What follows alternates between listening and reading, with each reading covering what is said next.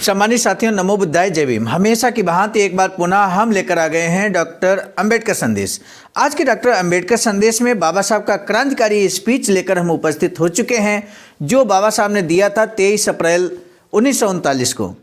आज के डॉक्टर अंबेडकर संदेश भले को लंबा होने वाला है, लेकिन समाज के लिए, जन जागरण के लिए आज का डॉक्टर अंबेडकर संदेश बेहद खास होने वाला है। आज का डॉक्टर अंबेडकर संदेश बिना विलंब के हम शुरू करेंगे Buddha Bodhisattva Ambedkar international centre BBAIC, Sarnath, Varanasi, राज्य उत्तर प्रदेश, देश भारत के सौजन्य से। आज के डॉक्टर अंबेडकर संदेश का विषय जानना बेहद दिलचस्प रहेगा। वार्डों में बंद जानवरों से रियासतों में रहने वाले लोगों की स्थिति अलग नहीं है। यानी कि बाबा साहब ने यहाँ पर रियासतों में जो लोग रहते हैं उनकी स्थिति वार्डों में बंद जानवरों की भांति है। आखिर ऐसा क्यों कहना पड़ा बाबा साहब को? इसी परिप्रेक्ष्य में बाबा साहब आज विस्तार से अपना स्पीच रखते हैं। सम्मानित साथियों, आज का डॉक्टर अंबेडकर संदेश जितना लंबा है उतना ही बड़ा संदेश देने वाला है। इसलिए आपसे हमारा निवेदन है कि धैर्य के साथ डॉक्टर अंबेडकर संदेश को अंत तक वॉच कीजिएगा। मुझे पूरा भरोसा है कि आपने हमारे इस YouTube चैनल आवाज़ का ऑफिशियल को सब्सक्राइब कर लिया होगा। लेकिन सम्मानित साथियों, एक बड़ा जो यूँ कहें कि कटु सत्य है इस आवाज़ का ऑफिशियल YouTube चैनल का। जिस समय हम इसका एनालिटिक्स देखते हैं YouTube चैनल का, तो उसमें 50% से ज़्यादा लोग ऐसे हैं जो वीडियो तो वॉच करते हैं लेकिन चैनल को सब्सक्राइब अभी तक नहीं किया है। तो हमारा आपसे निवेदन है कि यदि आप नहीं जानते हैं कि how to subscribe YouTube channel, तो आप किसी युवा साथी से ये जानकारी हासिल कर सकते हैं कि किस तरह से हम इस चैनल को सब्सक्राइब कर लें बेल आइकन के साथ में। तो जब आपको इसकी जानकारी हो जाएगी, आप चैनल को सब्सक्राइब कर लेंगे, तो उसका प्लस पॉइंट ये रहेगा कि डॉक्टर अंबेडकर संदेश जैसे ही सुबह 5 बजे अपलोड होगा, वैसे ही आपको नोटिफिकेशन मिल जाएगा और उस नोटिफिकेशन के सहारे आप नियमित बाबा साहब के स्पीचेज, बाबा साहब के लेख से आप जुड़ सकते हैं, जो हम नियमित ला रहे हैं। बाबा साहब डॉक्टर अंबेडकर संपूर्ण वाङ्मय खंड 39, इस समय खंड 39 चल रहा है, जिसका पेज नंबर 232 से 235 तक लेकर हम उपस्थित हो चुके हैं। आज का डॉक्टर अंबेडकर संदेश। स्वतंत्र लेबर पार्टी के जनक बाबा साहब डॉक्टर भीमराव अंबेडकर, सहयोगी मेसर्स गडकरी, सावंत, देवरुखकर, गायकवाड़, KV जाधव, शामराव भोले आदि लोगों के साथ पलटन के लिए निकले थे। रास्ते में लोरंद में श्री बाबा साहब खरात ने उनका आदरपूर्वक स्वागत कर सम्मान के साथ उन्हें पान सुपारी दी। इस अवसर पर श्री सावंत और भाऊराव गायकवाड़ के भाषण हुए। अपने भाषण में उन्होंने संक्षेप में बताया कि क्यों सबको स्वतंत्र लेबर पार्टी का सदस्य बनना चाहिए। उन्होंने उपस्थित सभी लोगों से स्वतंत्र लेबर पार्टी के सदस्य बनने की विनती की। उनके बाद बोलते हुए श्री बाबा साहब खरात ने कहा कि डॉक्टर बाबा साहब मेरी विनती का सम्मान करते हुए पिछली सारी बातें भुलाकर यहाँ आए, इसका मुझे बेहद संतोष है। बाबा साहब कहते हैं यहाँ पर बाबा साहब खरात के बारे में कि मेरी विनती का उन्होंने सम्मान किया और पिछली सारी बातें, आखिर पिछली सारी बातें कौन सी हैं, उनका जिक्र बाबा साहब यहाँ पर करते हैं। डॉक्टर बाबा साहब के बारे में अपने मन में बसी भक्ति को व्यक्त कर उन्होंने बाबा साहब को पुष्पहार अर्पण किया। उसके बाद डॉक्टर बाबा साहब ने उक्त समारोह के आयोजन के लिए बाबा साहब के प्रति आभार व्यक्त किया। धन्यवाद देते हुए उन्होंने बताया कि असेंबली चुनाव के समय सतारा जिले के स्वतंत्र लेबर पार्टी के उम्मीदवार श्री खंडेराव सावंत की मदद के लिए जब मैं दौरे पर आया था, तब श्री सावंत के खिलाफ चुनाव मैदान में श्री बाबा साहब खरात के बड़े बेटे उतरे थे। सो कर्तव्य के तौर पर मुझे खरात की खबर लेनी ही पड़ी थी। इसके बावजूद उस बात को सार्वजनिक काम का अंग मानते हुए उन्होंने वह सब भुला दिया। ये बहुत ही संतोषजनक बात है। बाबा साहब इससे पहले के स्पीच में कह चुके हैं कि राजनीति में बोला हुआ जल्द ही भुला देना चाहिए। ये बात बाबा साहब स्वयं कहते हैं। और आज यहाँ पर बाबा साहब खरात ने जो पिछले चुनाव में जो कुछ भी घटनाक्रम हुआ, तो उसको आज उन्होंने बाबा साहब के प्रति भुला दिया है और बाबा साहब का भरपूर सम्मान यहाँ पर किया है, ये बाबा साहब कहते हैं कि संतोषजनक बात है। सभी सार्वजनिक कार्यकर्ताओं का उन्हीं का अनुसरण करना चाहिए। वहाँ इकट्ठा लोगों को फूल मालाएं और पान सुपारी देने का कार्यक्रम तय हुआ और उसके बाद खरात के यहाँ खाना खाकर डॉक्टर बाबा साहब फलटण के लिए निकले। 23 अप्रैल 1939 को वे फलटण पहुँचे। फलटण संस्था अधिपति ने डॉक्टर बाबा साहब अम्बेडकर को पहले ही पत्र भेजकर चाय पान का आमंत्रण दिया था। तय कार्यक्रम के अनुसार डॉक्टर बाबा साहब अम्बेडकर वहाँ मेसर्स गडकरी, देवरुखकर, गायकवाड़, रणपिसे सावंत, KB जाधव, शामराव भोले आदि लोगों के साथ 4 बजे फलटण संस्थान अधिपति की खास मोटर से राजमहल में आए। वहाँ राजे साहब के साथ उनकी सार्वजनिक कामों के बारे में थोड़ी बातचीत हुई। बातचीत के बाद बढ़िया शाही चाय पार्टी हुई। चाय पार्टी के बाद डॉक्टर बाबा साहब के साथ राजमहल में राजे साहब और मेहमानों का फोटो खींचने का कार्यक्रम हुआ। शाम 5 बजे राजमहल से बड़ा जुलूस निकला और सभा मंडप तक आया। सभा के लिए भव्य मंडप और मंच तैयार किया गया था। रियासत के सभी बड़े लोग सभा में उपस्थित थे, उनमें पुरुषों के साथ महिलाएं भी थीं। शुरू में स्वागत को पद और पोबाडे गाए गए। श्री गायकवाड़ ने डॉक्टर बाबा साहब और अन्य उपस्थित लोगों का स्वागत किया। साथ ही उन्होंने ये भी बताया कि संगठित रहना कितना हितावह और महत्वपूर्ण है। आखिर उन्होंने बाबा साहब डॉक्टर भीमराव अम्बेडकर से अध्यक्ष स्थान स्वीकारने की विनती की। तालियों की गड़गड़ाहट हुई जब डॉक्टर बाबा साहब अध्यक्ष की कुर्सी पर बैठे। सभा में फलटण तथा आसपास के इलाके से 10-12 हज़ार लोग उपस्थित थे। डॉक्टर बाबा साहब अम्बेडकर बोलने के लिए उठ खड़े हुए, तब तालियों की गड़गड़ाहट हुई। उन्होंने कहा कि फलटण रियासत के अस्पृश्य माने गए लोगों की परिषद के लिए मैं भले यहाँ आया हूँ, लेकिन मैं कहता हूँ कि आम जनता का कर्तव्य क्या है।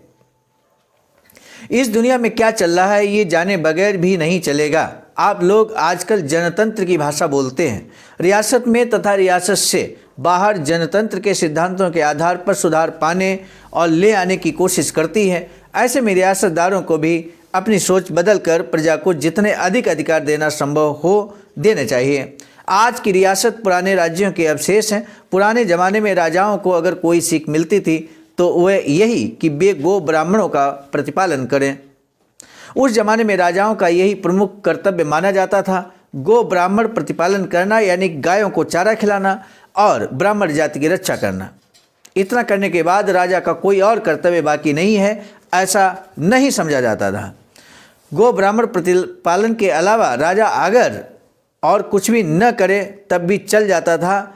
आज रियासतों में रहने वाले लोगों के हालात को देखें तो पता चलता है कि उनका हाल बाड़े में बंधे मवेशियों से अलग नहीं है। इसका दोष अगर किसी को जाता है तो यह हिंदू धर्म की सीख को ही देना पड़ेगा।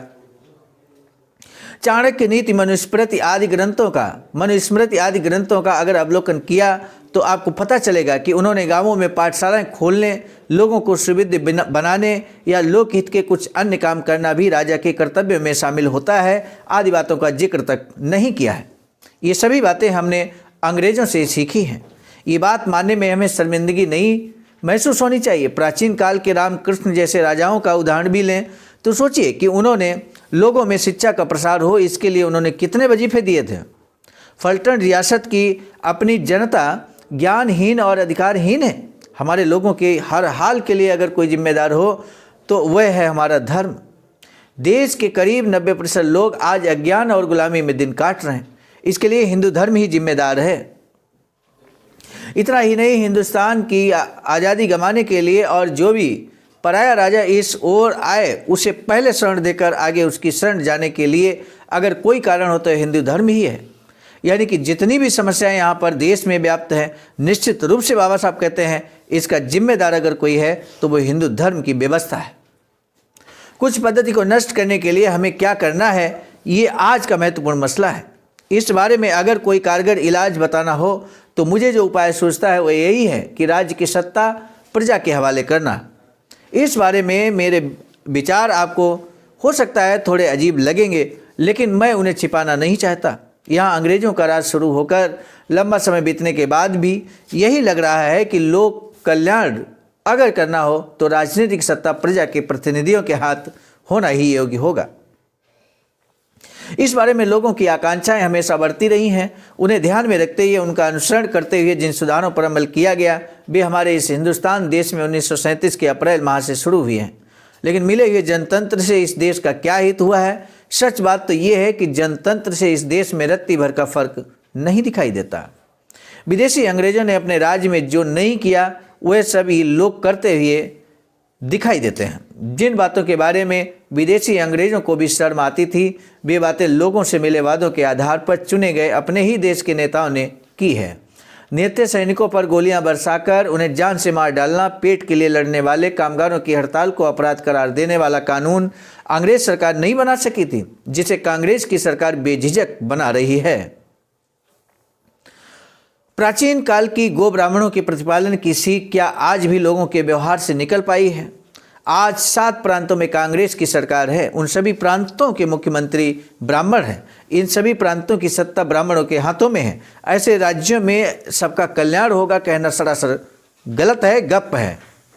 उनके हाथों सबका कल्याण होना असंभव है, क्योंकि जब तक इस देश में गरीबों के हित संबंध अमीर वर्ग से अलग हैं, किसी एक वर्ग के हित में दूसरे का अहित है, जहां अमीरों के कल्याण के लिए कांग्रेस की सरकारें तत्पर हैं, तब तक कांग्रेस सरकार के जरिए हमारा कल्याण होगा, ये विश्वास किसानों और मजदूरों के मन में बना हुआ है। तो यह इस वर्ग की अधोगति है। आज मतदाता किसी क्रय वस्तु की तरह लाभ के कारण अपना मत अमीरों को बेचते हैं। उनके मत खरीदने और अमीर मारवाड़ी और गुर्जर लोग हैं। ऐसे लोगों के हाथों में जब सत्ता आती है, तब वे अपना नुकसान करा के गरीब जनता का इस वर्ग द्वारा कल्याण होगा, ये बात असंभव सी लगती है। ऐसे जनतंत्र से बेहतर है अनियंत्रित सत्ता राजा के हाथ में होने वाली राज सत्ता। इस उक्ति को मानने जैसे हालात आज समाज में है। यूरोप के जर्मनी, टर्की, इटली आदि प्रांतों को भरपूर विकास हुआ है। राजा कलस्य कारणम के अनुसार देश की उन्नति और समृद्धि का कारण राजा ही होता है। कम से कम आज की तारीख में जर्मनी का हिटलर, टर्की का मुसोलिनी, इटली का कोमल पाशा ही अपने देश की उन्नति के कारण है।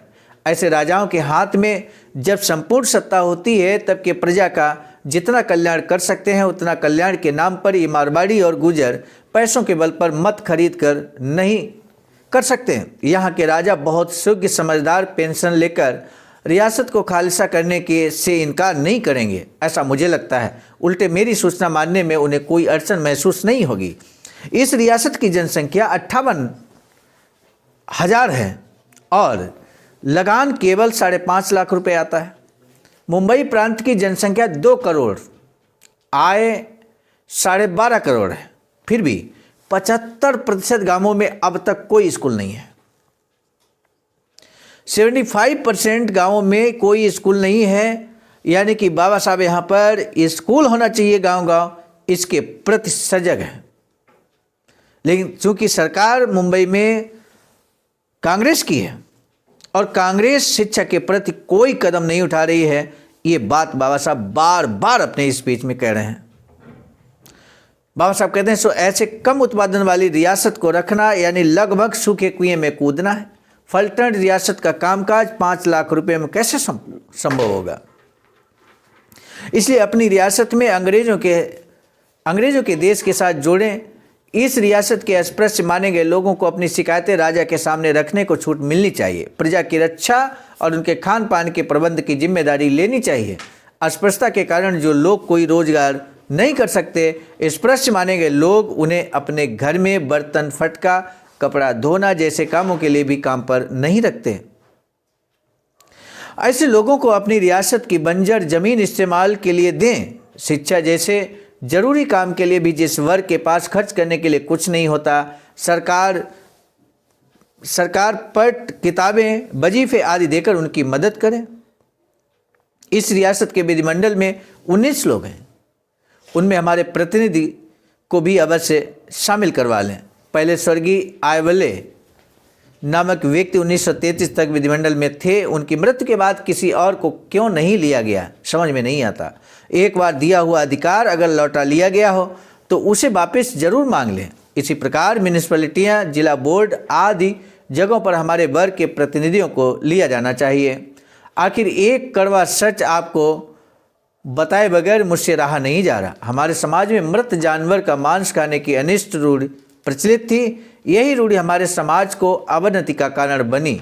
इस अदम रूढ़ि को हमें तुरंत बंद कर देना चाहिए। इस गंदगी का हम जब तक त्याग नहीं करेंगे तब तक समानता की लड़ाई लड़ने के लिए हम योग्य साबित नहीं होंगे। इसलिए इस रूढ़ि को तुरंत बंद कर देना चाहिए।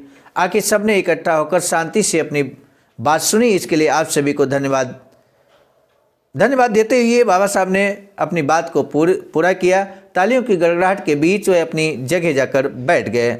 इसके बाद कार्यक्रम में श्री भाऊराव गायकवाड़ ने कुल 5 प्रस्ताव परिषद के सामने रखे। 2 अन्य लोगों ने उनकी बात का समर्थन किया और सबकी अनुमति से प्रस्ताव पारित किए गए। सम्मानित साथियों, अब है आपकी बारी। अब तक डॉक्टर अंबेडकर संदेश हमने आपके समक्ष रखा, अब आंसर देने की बारी आपकी है। पहला प्रश्न है, डॉक्टर बाबा साहब भीमराव अंबेडकर ने अंग्रेजों से भारतीय राजा ने क्या सीखने की बात का वर्णन किया है? डॉक्टर बाबा साहब ने मतदाता, मतदान और शिक्षा, प्रतिनिधि और आखिर एक कड़वा सच के बारे में क्या कुछ बोला है? इस संबंध में आप अपने विचारों को बहुत ही संक्षिप्त तरीके से रख सकते हैं और मुझे पूरा भरोसा है कि आप हमेशा की भांति इन 2 प्रश्नों में से किसी एक का जवाब जरूर लिखने का प्रयास करेंगे।